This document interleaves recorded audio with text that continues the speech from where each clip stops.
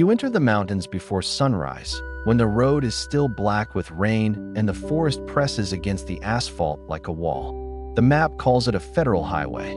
Drivers remember it differently, a descent where weight, water, and gravity make every mistake permanent. Ahead lies the Serra do Espigao, part of the BR 116 corridor in Santa Catarina, a road carved through steep, unstable country.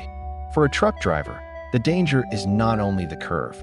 It is everything the curve hides until the last second. You are carrying tons of cargo. Behind you, the trailer pushes. Below you, the valley waits in fog. The first rule is simple: never let the mountain choose your speed. Once it does, the truck is no longer yours. The descent begins gently, almost politely. Then the grade tightens, the trees close in, and the engine note changes. Inside the cab, your hands feel every vibration through the wheel. The road is wet, the shoulders are narrow, and the mirror shows only darkness. Old mountain highways punish confidence. They do not need a storm to become dangerous. A thin skin of rain is enough. Brakes are not magic. They are heat, friction, pressure, and time. On a long descent, time is the enemy. Every press of the pedal buys control, but it also builds heat. Too much heat, and the system begins to fade. At first, brake fade feels like doubt. The pedal is there, the truck is there, but the response arrives too late. You downshift before the next bend, listening for the engine to hold the load. This is not speed. This is survival math. A lighter vehicle can forgive hesitation. A loaded truck cannot. Momentum turns cargo into a weapon behind your back. The road drops into a curve marked by old tire scars, dark rubber arcs left by drivers who almost lost the fight. You see the guardrail. You see the drop. You see the bend continue farther than your headlights promised. There is no room for panic. Panic means stabbing the brake, locking the wheels, and letting the trailer decide the angle. The safer choice is slower, earlier, colder. Descend in control before the mountain begins to bargain. But the mountain keeps changing the terms. Fog gathers in the cut, turning reflectors into faint sparks in a tunnel of gray. Now distance becomes guesswork. A stopped truck, a fallen rock, a slow bus, a patch of oil. Any one of them can appear too close. You lean forward without meaning to, as if your body can see farther than the glass allows. On roads like this, danger is not dramatic. It is quiet. It waits inside a blind curve with no headline yet. Then the smell arrives. Hot lining, hot metal, the faint bitter warning of brakes working harder than they should. A good driver knows that smell. It means the truck is asking for mercy before the mountain grants none. You ease off, downshift again, and let the engine scream. The sound is ugly, but silence would be worse. Outside, water runs down the rock face. The slope above the road looks solid until it is not. Mountain engineering is a fight against gravity that never ends. Drainage, retaining walls, rock cuts, asphalt, all of it must hold back time. A stone the size of a suitcase can close a lane. A boulder can turn a highway into a trap. You round a bend and find debris scattered across the edge line. Not enough to close the road. Enough to change your pulse. The choice is ugly. Brake harder, swerve lightly, or hold your line and trust the tires on wet pavement. You cannot make a perfect choice.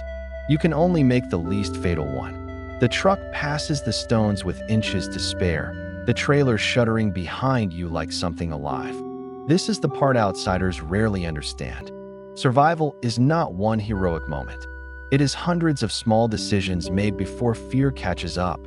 Speed before the curve, gear before the grade, distance before the fog, humility before the descent. The road narrows again. Oncoming headlights appear high, then low, then directly in front of you as another truck climbs through the mist. Two heavy machines pass with almost nothing between them but discipline and prayer. One drift toward the center line, one wet patch, one overcorrected wheel, and the mountain writes the ending. In the mirror, the trailer tracks close to the shoulder. You correct softly. Violent steering is another kind of brake failure. Every sense is working now. Smell, sound, pressure, vibration, the rhythm of the engine. the feel of water beneath the tires. The cab becomes a test chamber. You are alone with gauges, glass, and the knowledge that physics does not care how experienced you are. Below, the valley opens briefly, a dark gap beyond the guardrail. It is beautiful in the way dangerous places often are. Beauty can be part of the trap. It makes the road look like scenery until the machine begins to slide. You remember the stories: runaway trucks, closed lanes, long detours, rockfall warnings, nights when rain turned every curve into a question. Some stories are exaggerated. The terrain is not. The grade is real. The weight is real. The consequences are real. A truck in trouble does not always roar. Sometimes it only grows heavier under your hands. The pedal feels softer now. Not gone, not failed, but changed enough to make your mouth dry. This is the moment that separates driving from surviving. You must stop asking the brakes to save you and start saving the brakes. You drop another gear, hold the line, and let traffic behind you hate you. On this road, being slow can be the bravest decision. A pull-off appears ahead, half hidden by fog and spray. It is not comfortable. It is salvation with gravel under it. You signal early. You move gently. You do not dive for the shoulder. A sudden move could make the trailer swing wide. The truck groans into the escape space, engine still shaking, brakes still breathing heat into the wet air. For a moment, nothing happens. That nothing is the sound of being alive. You step down from the cab, and the mountain feels larger than it did through the windshield. The road continues below you, vanishing between dark trees and pale mist, waiting for the next driver to misjudge it. A dangerous road is never only asphalt.